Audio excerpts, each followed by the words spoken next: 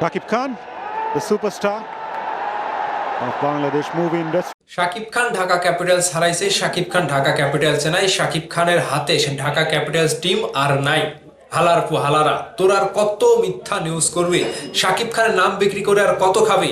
এক হালার পুতেরা বলে শাকিব খানের ঢাকা ক্যাপিটালস হারিয়ে গেছে, আবার আরেক হালার পুতেরা বলে শাকিব খানের ঢাকা ক্যাপিটালস আর নাই। শাকিব খান মাঠেও যাবে না খেলা দেখতে। এবার তো প্রমাণ হয়ে গেল, এবার খা, এবার শাকিব খানের ওটা খা। শাকিব খানের নাম বিক্রি করে খাচ্ছিস, শাকিব খানকে পচিয়ে খাচ্ছিস।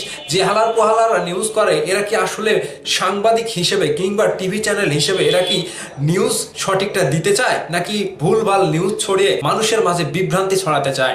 আজকে শাকিব খানের ঢাকা ক্যাপিটালস নিয়ে যেটা প্রমাণ হয়ে গেল যে শাকিব খান ঢাকা ক্যাপিটালসের 20% মালিকানায় আছে, এবং ঢাকা ক্যাপিটালসের যিনি সিও রয়েছে তিনি বলেছেন যে প্রাউড অফ ওনার শাকিব খান। শাকিব খান ঢাকা ক্যাপিটালসের 20% ওনার তিনি রয়েছে, এখনো মালিকানায় আছেন, এবং শাকিব খান ঢাকা ক্যাপিটালসের খেলা দেখতে স্টেডিয়ামে উপস্থিত থাকবেন, সশরীরে উপস্থিত থেকে প্রত্যেকটা খেলা উপভোগ করবে। কিন্তু এই যে মিডিয়া, এই যে ভুলভাল নিউজ ছড়িয়ে শাকিব খানকে যেভাবে পচাচ্ছে, বিশেষ করে আরটিভি থেকে যে নিউজটা করা হয়েছে যে ঢাকা ক্যাপিটালসের টিম হারালেন শাকিব খান, এটাতে শাকিব খানের কি গেল? দু একদিন পচিয়ে খাবি, দু একদিন নাম বেঁচে খাবি, এটাই তো। এখন শাকিব খানকে নিয়ে এত চুলকানি, শাকিব খানকে নিয়ে এত বিভ্রান্তি নিউজ, শাকিব খানের পেছনে লাগা, ভাই বুঝলাম না এরা কি চায়? এরা সাংবাদিক, এরা সাংঘাতিক নাকি কোনটা?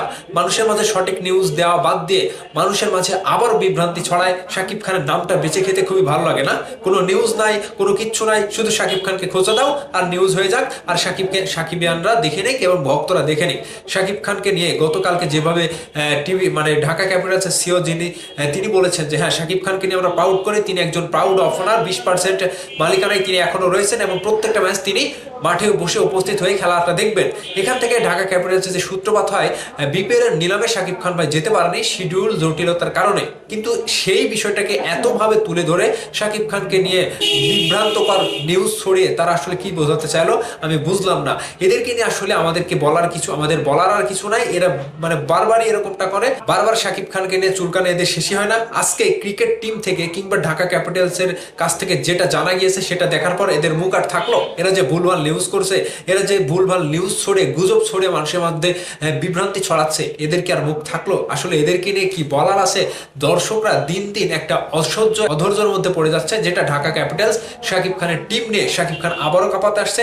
প্রত্যেকটা নিউজ মিথ্যা ছড়িয়ে শাকিব খানের নামে বদনাম ছড়িয়ে শাকিব খানকে এরা ছোট করতে চায় সব সময়। তো দর্শক, আজকে যেভাবে নিউজগুলো ছড়ানো হয়েছে বিশেষ করে কয়েকটা টিভি চ্যানেল এবং মিডিয়া থেকে, এরা আসলে শাকিব খানের ভালো চায় না। আমি কনফার্ম দিলাম, গতকালকে কনফার্ম হয়েছে যে শাকিব খান ঢাকা ক্যাপিটালসের 20% মালিকানায় রয়েছে, এবং তিনি প্রত্যেকটা ম্যাচ উপভোগ করবেন স্টেডিয়ামে বসে থেকে। আপনাদের আর চিন্তার কিছু নাই, শাকিব খান ভাই আবারও ক্রিকেটের মাঠে আসবে, আপনাদের সাথে হই হুল্লোড় করে খেলা দেখবে। যে নিউজগুলো ছড়িয়েছে সেই নিউজগুলো থেকে দূরে থাকুন। এরা শুধু বিভ্রান্তিকর নিউজই ছড়িয়ে যাচ্ছে, শাকিব খানকে ছোট করছে। ভালো থাকবেন সবাই।